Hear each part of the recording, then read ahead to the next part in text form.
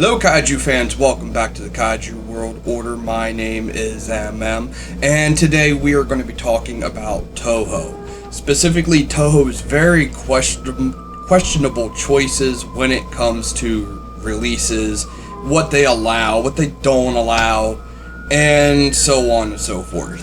And I want to go back to the 90s for just a brief moment and talk about Dark Horse Comics. We all know Dark Horse did some really cool comics with Godzilla, not just in their initial run, but they also did Godzilla vs. Hero Zero, Godzilla vs. Charles Barkley, which was a whole thing, commercial, comic, etc., etc. I kind of wish we would have gotten some sneakers that Godzilla was wearing in that issue, nearly at the end of it anyway. But what many people don't know, and this is something that I remember being discussed years upon years ago, that Dark Horse initially wanted to do some crossovers with Godzilla vs. Alien popping up, Godzilla vs. Terminator, Godzilla vs. Predator,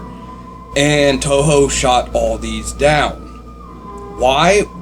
Well, the answer is kind of makes sense, where they just didn't want to do the back and forth between the companies and such. And just, that's how they did Hero Zero, because Dark Horse was just right there. But even back then, they didn't want to do Godzilla versus Superman and Godzilla versus, the DC guys that Dark Horse was also doing comics for. And that's just mind-blowing to me that they said no to even that for that same reason.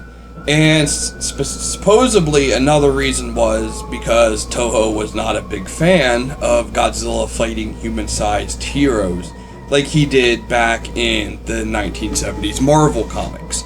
And if you read them comics, it's kind of understandable. Some of it gets really out there, especially for a Godzilla story. But it really wasn't too much crazier than some of the stuff he was doing in the Hanna-Barbera cartoon at the same time. But even then, that seems to be something Toho wasn't really proud of, despite it lasting 2 whole seasons back then. And now we come back to the modern time, and Toho's been allowing a lot of these crossovers to finally happen. We know IDW wanted to do Godzilla vs. Cthulhu when they had their Lovecraft invasion thing going on with a bunch of their comics. We know they wanted to do Godzilla vs. Mars Attacks, and both times Toho said no. Finally, they've led up and have allowed Godzilla vs. Power Rangers, Ninja Turtles, DC, Marvel, you name it. Godzilla's finally in that crossover. If you don't like it or not, that's entirely an opinion. I personally love it. I've always been that type. Like, even as a kid with the Trendmasters toys, they were fighting everything from Jurassic Park to Star Wars to Alien. So Godzilla crossing over with stuff is something I've always wanted to see, and I'm glad I am seeing it today. But as awesome as this is that Toho is allowing these, I think we should still bring attention to the fact that they make some really dumb choices for no reason. And with Super 7 re-releasing their Burning Godzilla and that upcoming final battle version that I'm still calling Century's End, that's coming up. We should go back and look at the 1200 Degree Godzilla. That was that release from, I believe it was last year, of Godzilla in the midst of melting down from the end of Godzilla vs. Destroya. Apparently, Toho did not like this. This is not a secret. It was straight up said in an interview by Brian that Toho hated this. Why? Because they don't want to see a figure of Godzilla in this state. And it blows my mind, like, why? It's a cool figure, it's an iconic scene, and you're just gonna just not do anything with it now. Not even let them do a reissue or anything. It's so stupid.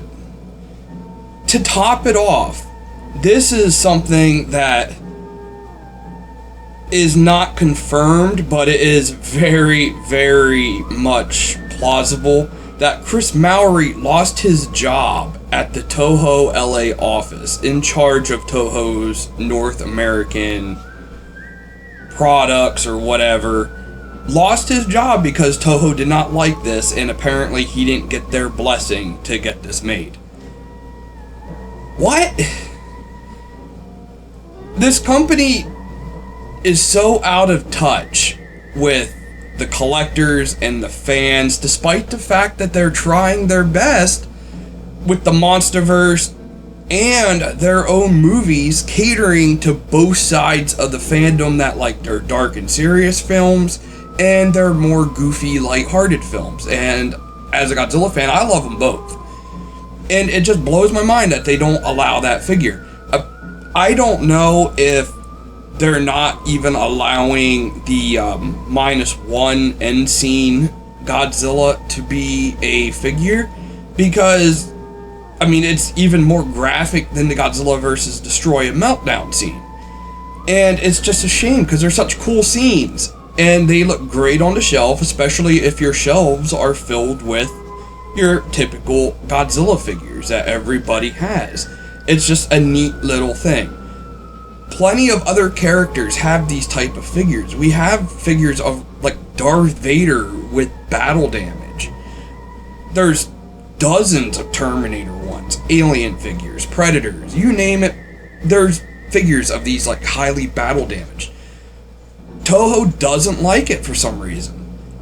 They even made Playmates stop doing the battle damage on their figures. If you look at the Godzilla X Kong figures compared to the Godzilla vs. Kong ones, where they had battle damage and like a little piece of Godzilla's flesh could come off, it was almost like those old school Jurassic Park toys. But the newer ones don't have it. Why? Because Toho didn't like it. It's... why? To add even like more onto this, from what I am able to understand and gather, that Toho won't even allow blood on the 1974 Godzilla. You know, the one from Mechagodzilla where he's just splattered red. Toho won't allow a figure of that. We should consider ourselves lucky that we got a blood trickle Godzilla head with the 1972 Godzilla monster arts.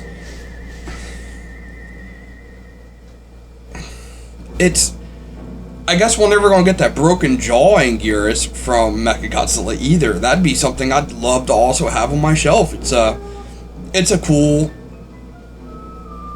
well, not a cool thing that happened to Anguirus, but it would be unique to actually have it on the shelf. Like, I love collecting, but there's a limit to how much I just want to keep getting of the same fucking monster and the same thing. There's a reason why I don't like getting new waves of figures that always start with the Mechagodzilla and Godzilla. It's so boring.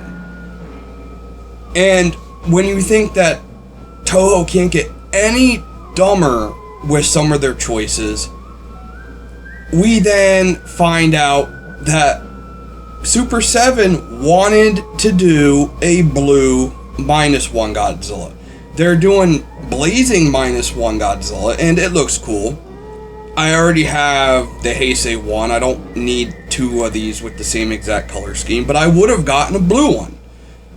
But Toho said no, and the reason, just, this one's crazy, and it feeds into that whole Bandai conspiracy theory, but Toho's official reason was they feel it was too close to the movie monster series theater exclusive Godzilla 2023, which was also all blue. What? Super 7 figures can't even get released in fucking Japan. Why? Bandai conspiracy theory. But to think that This company thinks that an average consumer, a person who would be buying this figure in America, would confuse it with the theater exclusive Bandai. That's... what? This is the same company that's allowing movie monster series figures of the Kyu Godzillas, for example, alongside those new Bandai action figure ones of the same character. This argument, this reason doesn't make any fucking sense. You can't get a highly articulated Super 7 -1 blue transparent, whatever you want to call it, Godzilla, because Bandai did a movie monster series of the same color? I'm hoping I'm understanding that wrong. If I am, I'll make a video and I'll come back, hey, I'm dumb and I was wrong. It happens.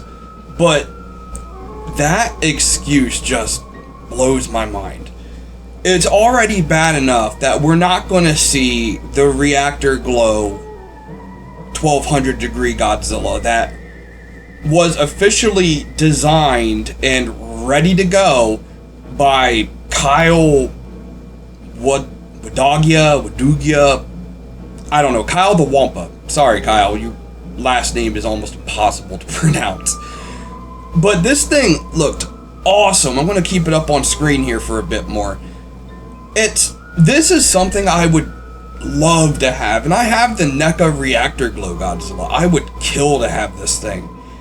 The glowiness would be off the charts. Like, I have the Shogun Godzilla Ultimate, the glow-in-the-dark one, and it glows like a furnace in the collection room when the lights are off. It's cool as hell. I love it. And I would love nothing more than to have one of these right next to it. And I can't because of fucking Toho. Somebody needs to sit this company down and explain to them that not only is their reasoning just dumb, that they are sitting on a lot of money.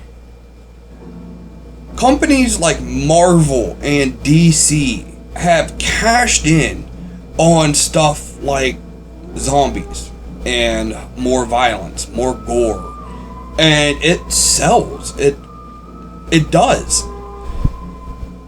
I had a friend, General Greasy, who painted up a bootleg 1985 Godzilla into a zombie Godzilla because I just desperately wanted that on my shelf since I was a kid. I just liked the idea of a zombie Godzilla.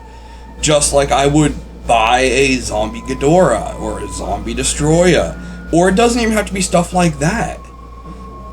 There's so much more that they could do if they would stop trying to make every company follow the same dynamic that they have to use 1-per-1 exact looks as the monsters on screen. Steampunk Mechagodzilla would be cool as hell.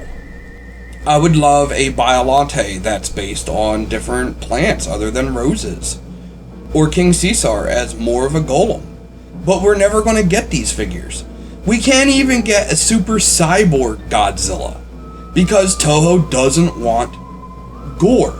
Apparently they think an X-ray figure is gory, and yet they put these pictures in almost every single one of their damn books.